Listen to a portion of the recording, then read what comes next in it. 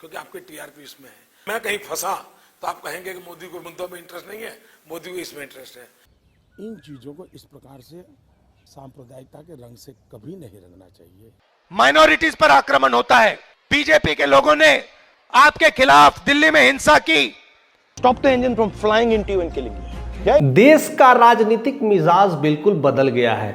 अब जैसे जैसे माहौल बदल रहा है, चीजें बदल रही है, हर लोग बस यही सोच रहे हैं कि प्रधानमंत्री नरेंद्र मोदी आखिर कब तक इस पीएम का भार संभालेंगे, यानी प्रधानमंत्री की कुर्सी पर कब तक काबिज रहेंगे। और कहीं ना कहीं यह बात भी उठी थी कि 2027 तक वो इस्तीफा देंगे और उनके जगह पर कहीं न कहीं अमित शाह उस कुर्सी को संभालेंगे। ऐसे लेकर के कई टिप्पणियां आई थी कि उस समय तक वो रिटायर कर जाएंगे और वह सारा कमान कहीं न कहीं अमित शाह को सौंप देंगे। लेकिन इसको लेकर के कई सारी अटकलें आई, कई सारे चीज़ें हो रही थी कि नहीं अब 2029 तक करेंगे या फिर कंटिन्यू करेंगे। लेकिन अब कहीं ना कहीं लोगों के मन में यह कहीं विचार जरूर आना शुरू हो गया है कि प्रधानमंत्री का उत्तराधिकारी कौन है, और उसको लेकर करके बहुत सारी वीडियोस भी बनी हैं और उनके लेकर के खास तौर पे एक सर्वे भी हुआ है और एक वीडियोस 1-to-1 सेशन जिसको पॉडकास्ट कहा जाता है, उस पॉडकास्ट के जरिए भी ये क्वेश्चंस पूछा गया है, डियर प्रधानमंत्री आपके बाद कौन होंगे।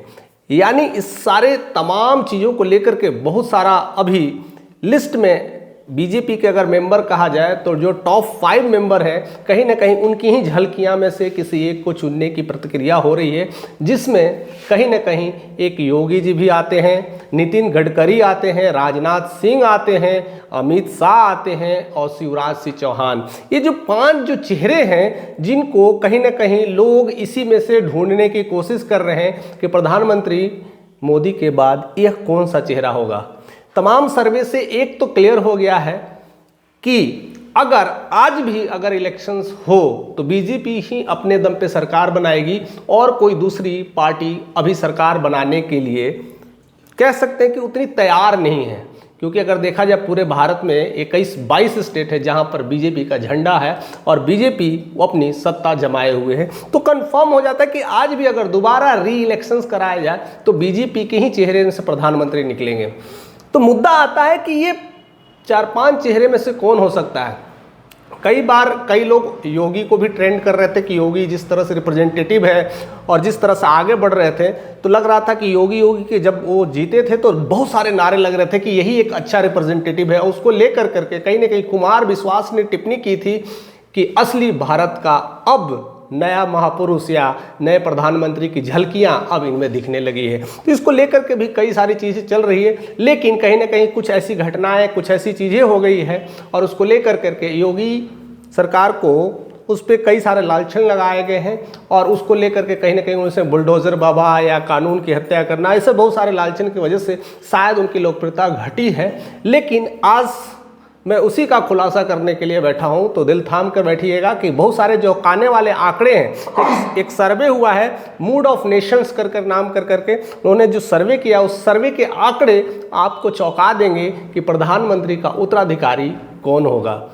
कई लोग सोच रहे हैं कि योगी ही होंगे क्योंकि योगी का रिफ्लेक्शन जिस तरह से मिल रहा है, लेकिन मैं यह बता दूं कि योगी उस लिस्ट में अभी नहीं है।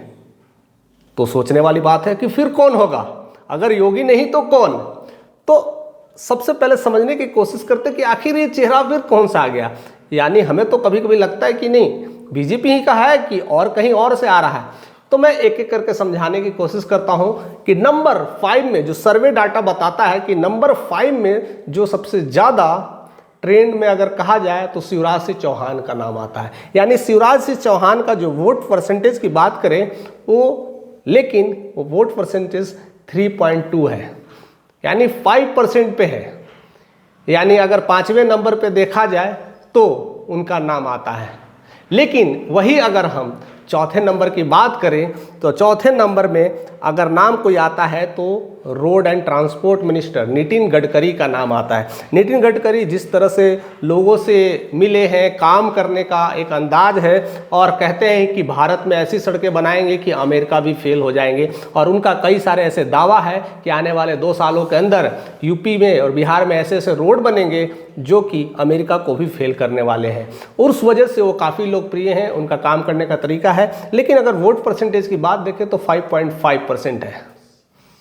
तीसरे सबसे जो चौंकाने वाला जो कहीं ना कहीं चेहरा आया है वो है राजनाथ सिंह का। अब देखिए राजनाथ सिंह को लोग एक समय में बहुत अच्छा ट्रीट कर रहे थे, वो बहुत अच्छा रिप्रेजेंटेटिव थे, गृह मंत्री के तौर पर थे, लेकिन उनका भी कहीं ना कहीं एक एज फैक्टर आ गया है। उस तरह से वो ज़्यादा मूवमेंट और उस तरह से ज़्यादा फुर्तीला नहीं देख पाते हैं जितना कि हमारे देश के प्रधानमंत्री मोदी दिखते हैं।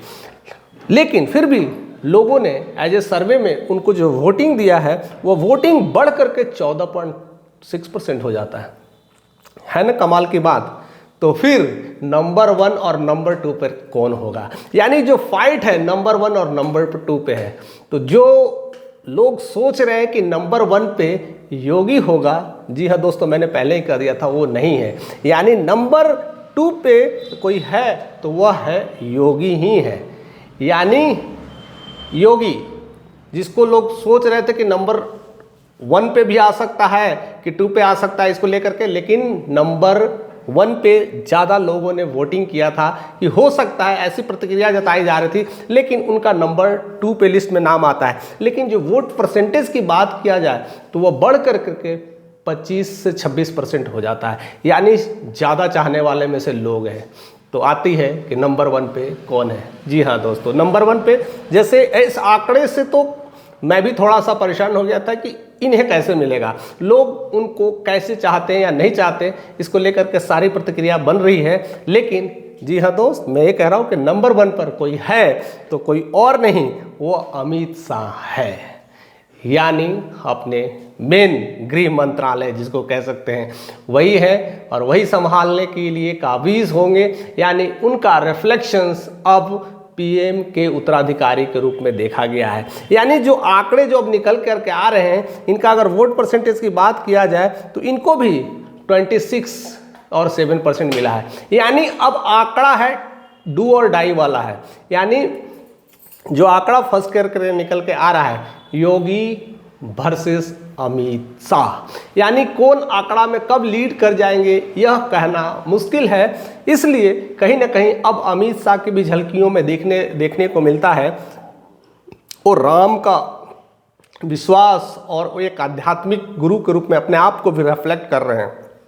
जिस तरह से उनकी जो बातें हो रही है, जिस तरह से उनका एक रिप्रेजेंटेशन हो रहा है, वो कहीं ना कहीं एक धार्मिक, स्पिरिचुअल और एक अलग तरह का रिप्रेजेंटेशन हो रहा है। फिलहाल कई लोग सर्वे बताता है और सर्वे के बेसिस पे उन्हें नंबर 1 पे रखा जा रहा है। यानी नंबर 1 और नंबर 2 में अभी फाइट जारी है। मे बी यह आंकड़ा कब बदल सकता है, कब छवि चेंज हो सकती है, यह कहना मुश्किल है, लेकिन यह कांटों की टक्कर है।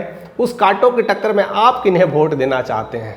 आपके इस 5 लिस्ट में आप कौन सा लिस्ट आपके जहन में सबसे फर्स्ट आता है और कौन सा लास्ट आता है? आप अपना ज़रूर कमेंट बताएं। इसके बाद भी एक सर्वे हुई थी कि अगर देश का सबसे बेहतर प्रधानमंत्री अगर कोई है तो सबसे ज़्यादा वोटिंग नरेंद्र मोदी को ही पड़ता है, क्योंकि वो 3 बार से अपने पद को संभाले हुए और लोकप्रियता बटोर रहे हैं, और 3rd टाइम भला ही गठबंधन की सरकार है पर वह गिरने वाली सरकार नहीं है। इसको लेकर के कई सारे अभी सर्वे चल रहे। इससे पहले मैंने बताया था कि मुख्यमंत्री को लेकर के सर्वे चल रहा था कि इंडिया के टॉप 5 मुख्यमंत्री में लिस्ट में नाम किसका आता है, उसका भी सर्वे ऑलरेडी हो चुका है, और वो वीडियोस हमारे चैनल पे है, आप ज़रूर देखिएगा।